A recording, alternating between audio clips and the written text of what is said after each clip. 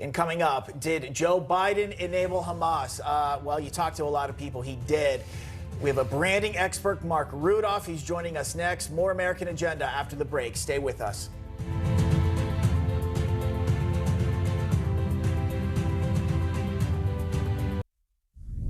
Okay, welcome back. 4 Democratic senators have now called for President Joe Biden to refreeze the $6 billion in Iranian assets that he had unfrozen. That money is now sitting in a bank in Qatar.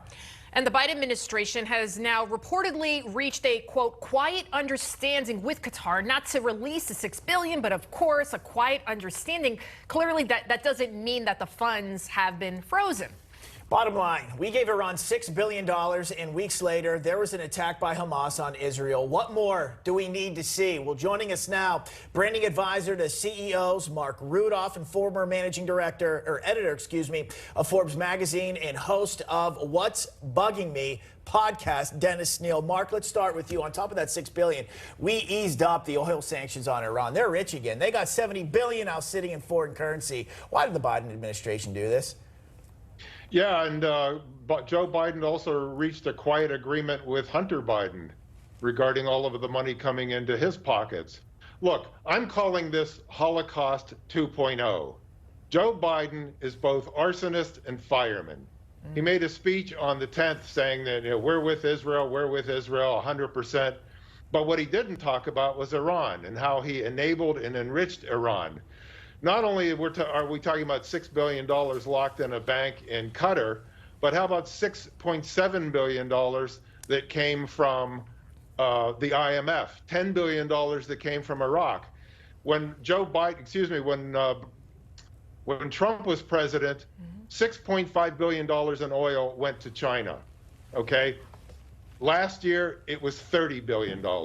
So they've been getting rich from oil. They've been getting rich in every way possible. Joe's been working on this nuclear deal and sending John Kerry over there. And don't forget, this all started when he was vice president under Obama. Now, let's get back to Hamas. Hamas, the Ali Baraka, a senior official, told Russia Today on Sunday that Hamas has been working quietly for 2 years on this plan to invade Israel, presumably when Biden withdrew from Afghanistan in such a humiliating way. So that created a weakness in this country. This guy, Ali Baraka, said only 5 people knew about this plan.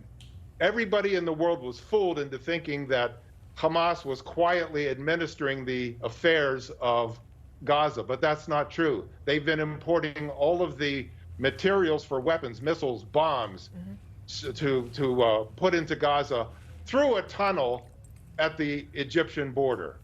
So it's very nice for Joe Biden to bring in an aircraft carrier and send over the Secretary of State and the Secretary of Defense and say, we're with you, Israel. But Joe Biden caused this whole thing. Absolutely. If it hadn't been for him and his lax non-enforcement of sanctions against right. Real quick, Marc, not to cut you off. We're short on time here. We want to give Dennis Neal a chance to talk. Dennis, what's your take on the Biden administration's handling of Iran and enabling Well, Iran Marc's entirely right. I mean, Biden has messed this up, the entire administration. At the same time, let's blame Hamas mainly. Let's blame Iran.